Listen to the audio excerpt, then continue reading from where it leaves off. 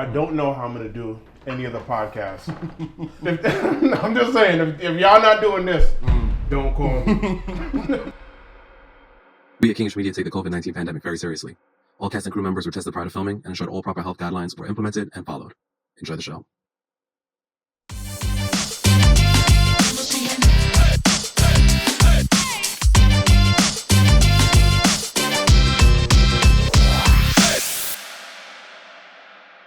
What's up, beautiful people? It's Ish from Dinner with Ish. Check us out tonight with the Dad Gang's very own Sean Williams. Sean Williams. Sean Williams. Bravo to you, Sean. The Dad Gang. Sean Williams, the Dad Gang. To the Dad Gang. Sean Williams is a father of 3. You don't want to miss it.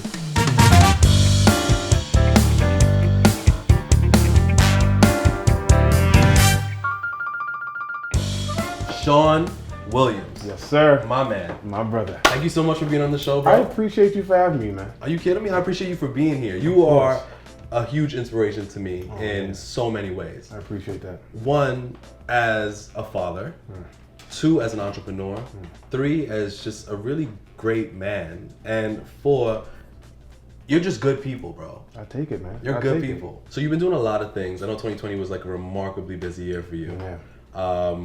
Everything from really pioneering and taking your company of the Dad Gang to the next level, quitting your job, a full-time job, and really taking a chance on yourself. Yeah. You know, having a daughter turn 16, being a full-time father. You have had such a year. Yeah. What the hell? How are you still standing? Honestly, man, everything that I've done or everything that has happened, it kind of energizes me, to be honest. A lot of what's happening it's all good things, you know what I mean? So even though it's a lot happening in succession, I'm hyped every day. You know what I'm saying? Like, I'm super hyped. Celebrating with my daughter or the business and the organization, getting the light and the exposure, it all energizes me for the next day and the next week or whatever. I really don't even feel like I'm burning myself out, although I am, but it doesn't feel that way. Because you love what you're doing. I love what I'm doing. Yeah. You know, I have a lot of good things in store for you this evening. I know your time is very valuable. You have a meeting after this, so I'm not going to keep you too long. No problem. But a lot of people don't know this. You're Trinidadian, right? I am. I'm Trinidadian as well. Yeah. My mother. Let me just say, before the real Trini, well, not the real Trini, before they come for me, my family and my parents are from Trinidad. Okay. My sister and I were the first of the family to be born in America, in New York. So. Right. But yes, I claim Trini every day, all day, TNT, but Trini massive. You already know. And as Trinidadians, how do we get parties started? How do we get, funerals started? How do we get anything that we do started? We drinking, we drinking. Come on now. Let's go. As you know, most place settings have like a wine glass and all that other stuff. You don't have a wine glass. You have a shot glass and a water glass. Shall we start this off right? By all means, my good sir. So as I'm pouring this, I hope you're excited because I got a chef today for us that is not your normal run-of-the-mill Trinidadian chef. Okay, sorry, I'm not picky. How do you say that? Because Chef Picky's here today. Chef Picky has really revolutionized what he's been doing with the Caribbean culinary world and with Trinidadian food as a whole. You know, when it first started, he shared with us when he first came to this country, because he's unlike us, he's an authentic Trinidadian, born in Trinidad. Right. His family would constantly be eating C&J's, which is Jamaican food, or Domino's and things of that nature. So he kind of took it to another level, told his family to give him the money, he bought the food, and he made good home-cooked food for them. That's how he kind of started in the kitchen. Amazing. From there, this man has worked with 5 Napkin Burger. Wow. He's gotten the attention of people from Shake Shack, and he's been doing so much. So I had to bring one of the best out for you today. I appreciate it. Because I know you didn't want to do a regular rice and peas and thing, but you wanted to do something with the flavors, but elevated, right? You know it. All right. Let's go, man. Cheers. Cheers, my brother.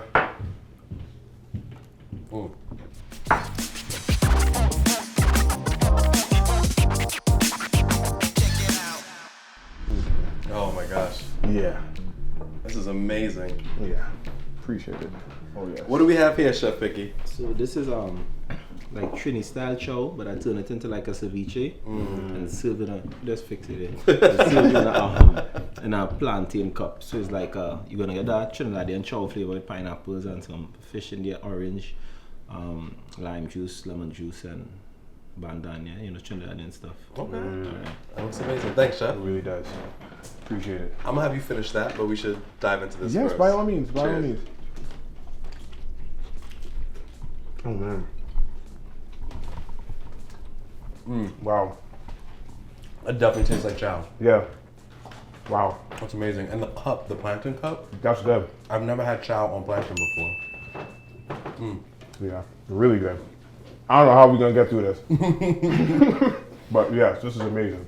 Tell us a little bit about what the Dad Gang is, how it started, and kind of what made you create this amazing following you have right now.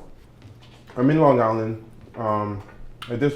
It's like 2016. I have my second child now, who's younger than a year. Might have been like 9 months or a little bit older. Anyway, we're going through the aisle, and this older white woman stops me and says, "Hey," first she's like, "I'm sorry about what's happening to your people." Somebody had died. I can't even tell you who got shot, but a black man had gotten killed. So she was feeling very sorry about, the state of, black guys in America. Right. And she sees me with my kid, probably struck a chord. Oh, well, I know it struck a chord. So she stops me and she's like, "Sorry to bother you, but I just wanted to say I'm sorry about what's happening to your people. And, this shit is it's terrible." And I'm like, "Yeah, it really is bad." And I'm thinking me and this lady's having a nice moment. And then she's like, "Is that your kid?" And I'm like, "Yes, this is the kid that I'm feeding. I'm holding her pacifier. I'm saying, yeah, baby girl." Like, yes, it's my kid. You know what I mean? So you're coddling this child. Yeah, I'm like And literally. she's asking if it's yours. I'm like, "Yes, it is." And then she was like, "Well, man, like it's so good to see that you stuck around to like do your daddy thing." And yeah, it was trash. I had to stop her. I'm like, "Lady, that is not a compliment." Ba ba ba ba ba. Yeah. And it just left me feeling like, dang, in 2016, y'all still doing that? Like, you really think I would just choose to be a deadbeat? Yeah. I came home with it. Spoke to my friends. I'm like, we were in the early 30s, so a lot of my guys were all getting married and having babies. Right. And we just in dad life. We doing this 24/7. So I'm like, yo, are y'all getting the looks and the weird stares and the compliments too? Like, "Oh, you're such a active dad." Yeah. And everybody was getting them. So I'm like, this stereotype is still circulating and it's still very, present in today's society. So That's insane to me, though. Like, I can understand if you think it, because there's a lot of things people think about other people, other stereotypes that people think about other cultures, so on and so forth. But to verbally say that and think that was a compliment, it's outlandish to me. A lot of people do it. The funny thing is, a lot of people, even our own people, black people, you know what I'm saying? Like, say things sometimes, and I'm like, yo, I get it, I'm a good dad, but what exactly did you expect? You know what I'm saying? Like, a lot of us bought into that stereotype too. Right. So, and it shows too, once the page and the platform started, a lot of our people said how much, like, the page did a lot of healing for them because they bought into that stereotype too. Yeah. They thought so too. So seeing us and, it's every day, all day, if you follow the platform, you see we pumping out, dads doing a daddy thing, active dads, just being amazing fathers all day, every day. Yeah. So for the person that may have went through a bad experience with their dad, or for the people that really bought into that stereotype, like, we're seeing it on TV too. Black guys are either in jail or yada, yada, yada, but the last thing they're doing is taking care of their kid. Now you're looking at this page and you're like, damn, this is amazing. It's like a light's going off for everybody. So it was important, but that's really what happened. That was the catalyst to me saying, like, all right, I'm gonna do something, right? Yeah. I'm a creative by nature. I was a creative director. I know how to curate a page. That's like, I do that in my sleep. That's something fun for me. Yeah, because you are by profession, you're a graphic artist. I'm a graphic artist, so I say, you know what? Which ties very closely to marketing. Bro, the Dad Gang really is a marriage between all the skills I've honed, right, as a creative, and knowing how to brand and present, right, and then my passion for being a dad. I love my kids. I'll do that 24. If I could do that 24/7, which I do now. Shout out to the job. I would have did that anyway, right? So I didn't realize how far it would have gone because it was a very ambitious mission to say, I'm gonna change the way the world views black fatherhood. Who says that? You know what I'm saying? Like, Sean Williams, that's it. I mean, I said it, and my guys were, they rallied around me, my bros. Some who weren't even dads, but these are my best friends, and they said, all right, cool. I'm gonna put this out in the world, and we're gonna see what happens from it. I had a little bit of a plan, but dude, the shit, it just went. Yeah. You know what I mean? It just went. So Yeah. You know, and I just love the fact that you created something for us, right? Because me as a dad, and when I became a dad in 2013, I didn't see anyone really idolizing fathers, especially fathers of color. They had mommy pages, they had black mommy pages, Indian mommy pages. You know, they had a whole bunch of mommy pages. And all the focuses on fathers were either comedy or family. It wasn't like just dads. And I think your page has done that. Like, it gives the depiction of fathers, black fathers, just as them and their children. Yeah. Not them as a husband or them as a partner or them as the family member, but them as just being damn good dads. Yeah. And I love that because no one else has created that. yeah, no, it was I don't want to say it was an untapped space. There was other pages celebrating fatherhood, but I really wanted to solve, you know, like just destroy that stereotype because it was hurtful. You know what I mean? It's hurtful. Thanks, Kristen. I feel like me and my guys were at that phase in our life when fatherhood and family was our most important thing. Right. You know what I mean? You go through your phases as a bachelor, you talking to women, you got your job and you just becoming a man in this world or whatever have you. But the space that we were in, it just didn't look cool. You know what I'm saying? Like it wasn't cool for nobody. It's like, all right, I got these babies, but I still felt like I got these babies. yeah, it's like, you know, now you're a family. What it's like? It's like you get to that space and everybody says, "Oh, we wash now because we don't go to the bar, we don't party, or we don't like why? No, we're not washed. We're talking about washed. We still have fun. We still have fun. Hella fun. We still look good. We still Right. feel good. You know what I'm saying? These babies are a gift. Like, look at my babies. They're cool too. You know what I'm saying? Yeah, Like, facts. but the coolness of fatherhood, like nobody was doing that, and nobody was highlighting. Not just celebrating fatherhood, but saying like, look, being a dad is actually pretty dope. Yeah. Not only are we good, but it's actually pretty dope to be a dad. Like it's actually really fun to be a dad.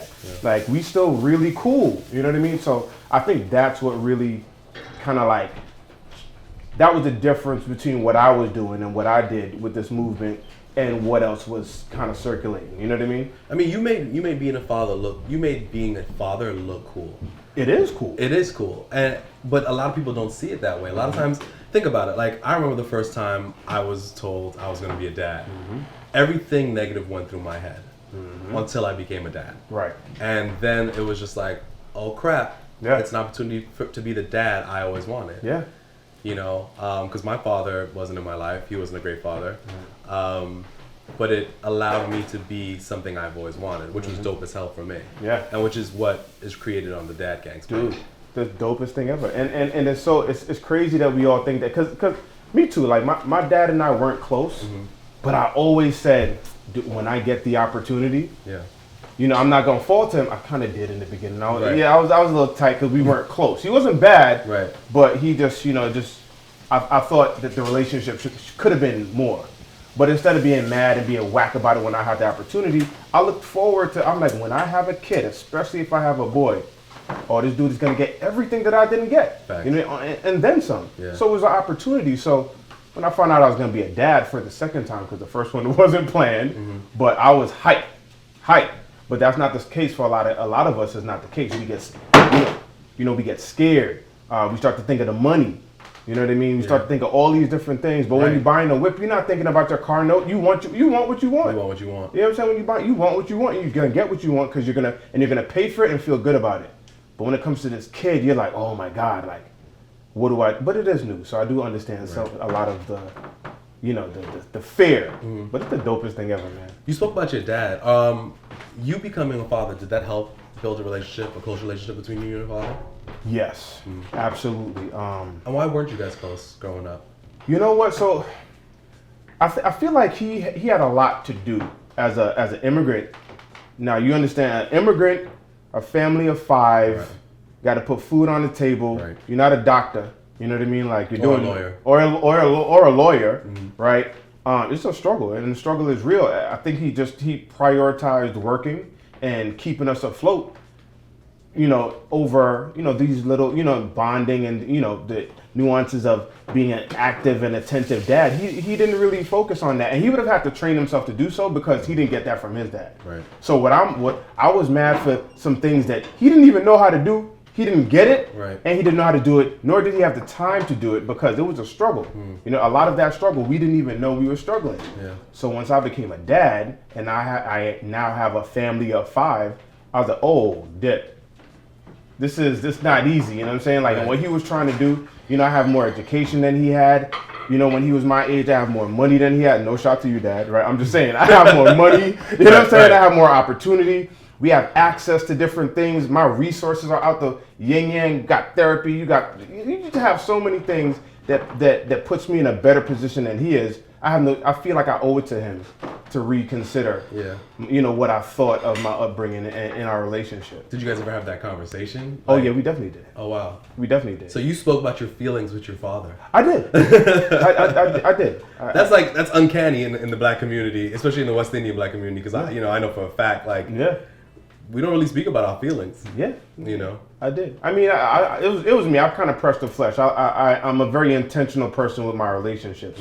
That was one of the relationships that I knew. I felt like it's supposed to be significant because I know how significant I am to my kids. Right. I'm like, he ain't sick, he ain't dead. I might as well try to, Right. you know what I mean? Take another approach. Even if he has to follow my lead, I'm gonna show him what it is. You know what I'm saying? And it worked. That's dope.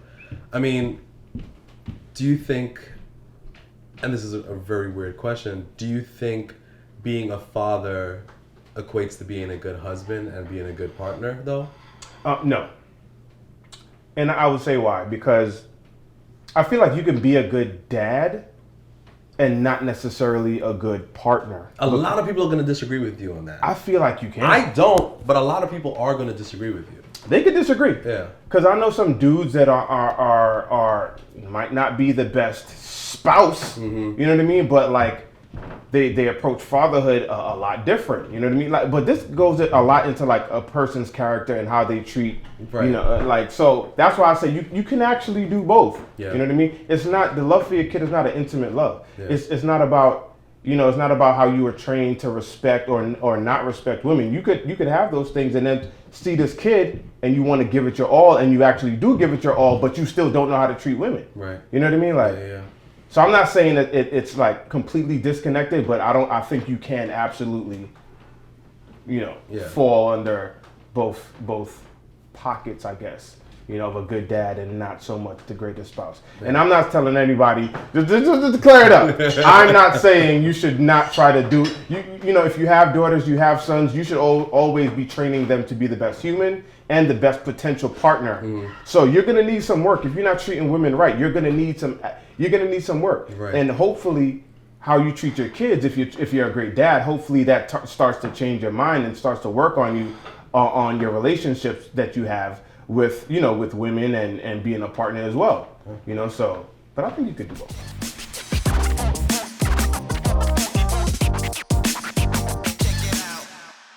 Oh, Piggy's back. Oh yes, thank you, sir. Oh my gosh. Piggy, what do we have here? So we have some Trinidadian style roasted chicken, roasted carrots with some Parmesan cheese and butter, and sauteed veggies that are also sauteed in some butter. Awesome. Amazing. This looks great. Thank you so much. Oh man. We're gonna take a little pause. We're gonna try this bad boy out. Oh yeah. I love broccoli too. Was that broccoli and I love cauliflower? food. Period. Oh yeah. Oh man. Oh, Piggy, that chicken is amazing. Seriously. It's cooked perfectly. It's like a lot of times people cook their chicken too much and it's dry. Oh, this is good. I don't know how I'm gonna do any of the podcasts. I'm just saying, if y'all not doing this, don't call me. And the roasted carrots. Oh yeah. You said Parmesan cheese is in there? Yeah, Parmesan cheese, butter. Wow, it's like a mashed potato, but not. Right. Exactly. No. Yeah. So we were saying about you as an entrepreneur. Yep. When did your mind switch into saying, I'm going to create a page for black fathers just because, into saying, I'm going to monetize this? When I realized how much time it took for me to create the page. Yeah, anything Like, you damn, put, I want to inspire people, but shit. there has to be a return. You got to know Right. what you're doing. You know, I mean, ultimately, all right. Let me take it a step back. When I started the Dad Gang, I already had the Dad Gang on a shirt. Right. When my daughter was born, I was making shirts for myself. I didn't really have a message yet, but I wanted a shirt. I'm like, I'm in the, we in the dad gang. This is the dad gang. I made a shirt that said dad gang. Yeah. So while I'm telling my friends about this experience, and my boy is like, oh, bro, just, you need to do a page. Like, that's, like, maybe that, put it on social media. Yeah. The name, the dad gang, I already had it on the shirt. And we're looking at it while I'm talking, and I'm holding my baby. I'm like, get this shit up. You know what I'm saying? I'm like, and then he's like, yo, bro, I feel like that's it. You're wearing it right now. Shout out to Jusso Brooklyn. That's my guy. He's one of my frat brothers, right? And I had him in my space with his girl. I'm a young dad. I had my oldest, who was like maybe 8 or something at the time, but she was living with her mom. But now I have I'm in the apartment with my wife and my young baby. And I'm, kind of just spit into my young bro because I like to bring them in my space. Yeah. Because they need to see that too. It's like every phase of life. They knew when I was a bachelor, a young noob. Now that I'm an older noob, I feel like it was still my responsibility to show them where I'm at in life. Right. So we was just talking. Right. And I have a few of my friends around and we were talking about it. And that kind of said, once we said, oh, yeah, the dad gang is what I'm going to do. And this is how I'm going to do it, yada, yada, yada. Immediately, once I had the page for a year before I dropped the website. Because I wanted to build a need. And like, I don't want to just drop a shirt and say, hey, my friends, I got a t-shirt. I wanted people to really want what I was about to sell. So I sold nothing for a full year. I'm posting, and I really saw how much time it was going to take. I knew I wanted to drop a t-shirt, but I'm like, nah, they need more. Like, dad, we have nothing. There's nothing cool. There's nothing, your #1 dad t-shirts, that's nice. Yeah. But I'm like, nah, I got to take a whole spin on what a #1 dad t-shirt would be. Right. And it's for black dads. All right, we got something. I know exactly what I'm going to do. So that I kind of envisioned. I said, if I do this right, and if I get the support from the community like I think I'll get the support, I shouldn't do nothing else. No, totally. And I love the fact that you were able to take it from a thought and manifested it into something that is business oriented. And that's really remarkable because a lot of people, their creative minds just stay at that, a thought or a creative, idea, but they never really act on it. I don't mean to go down this rabbit hole with you. Being a black dad that was seen and subjectified to whatever she deemed was the normal for black people, did you ever get any like pushback or any type of feedback for using the term gang, being that a black father and you put the gang in it? Like, could it have been the dad crew or the dad, fam instead of like the dad gang? You know what I mean? Because that has a negative connotation to it in itself, right? Right, but so does black fatherhood, right? So I'm thinking if we're gonna take a different spin on what y'all think.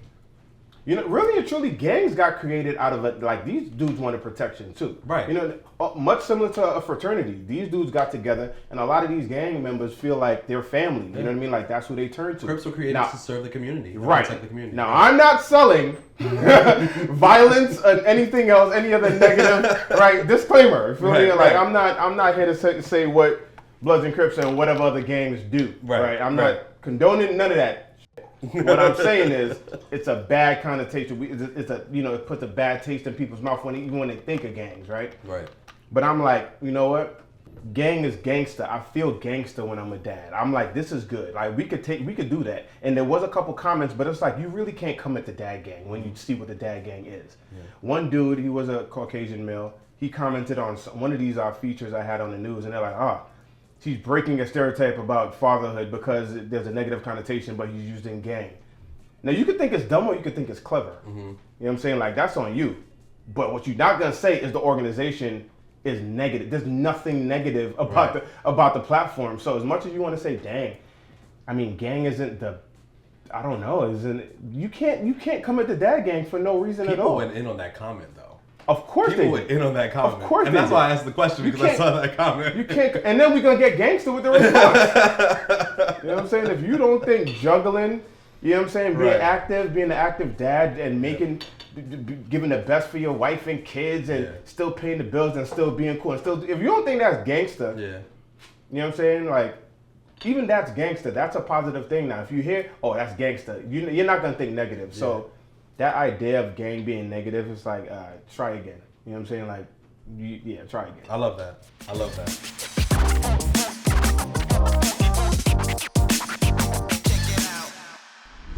Listen, man, this has been a dope interview. I know we're getting to the end of the time. I want to play a little game. Let's do it. All right. I played this game a couple of times. It's called This or That. And you have to answer each question in 3 seconds or less. Okay. All right? This or that. Would you rather change a dirty diaper or do bath time? Bath time. Okay. Boy dad or girl dad? I 3, can't choose. 2. I can't. Y'all not gonna do that to me. Y'all are not gonna do that to me. Nope. Third option, just dad. Just that. There we go. Okay. Jordan or LeBron? Jordan. You sure about that? I'm classic. I just. Jordan or Kobe? Kobe. Okay. R&B or hip hop? Ooh. 3, 2, 1. Hip hop. Okay. Cigars or Henny? Henny. J-Lo or Oprah?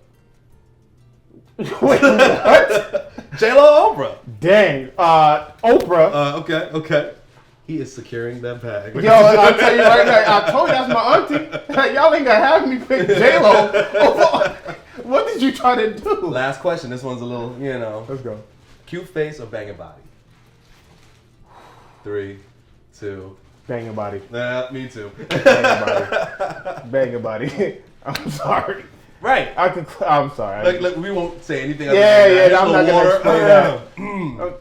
You trying to get me a, bro? I said it's a fun game. We play games. The thing about it is, everyone knows Sean as a dad. Yeah. I wanted people to know Sean as I know Sean, which is Sean, the person. And I think a lot of times people get wrapped up in what they see the most of us, but they don't really get a chance to know who we are. And that's what Dinner with Ish is about. Yeah. Getting to know the person. Okay.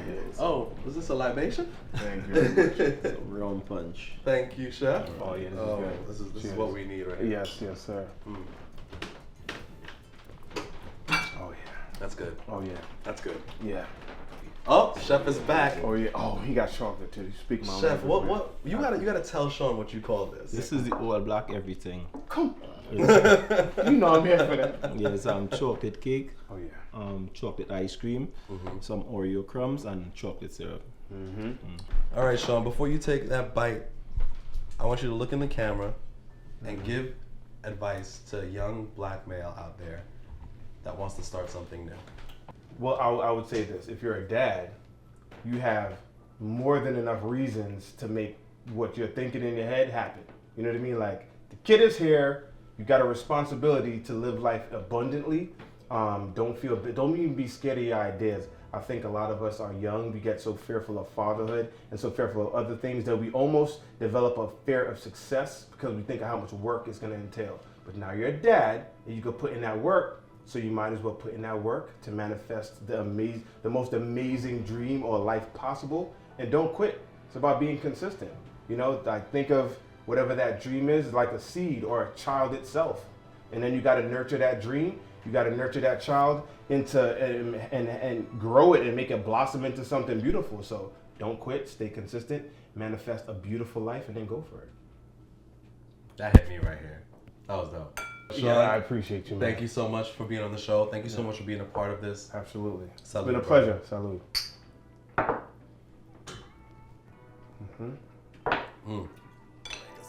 Dig into that. It tastes amazing.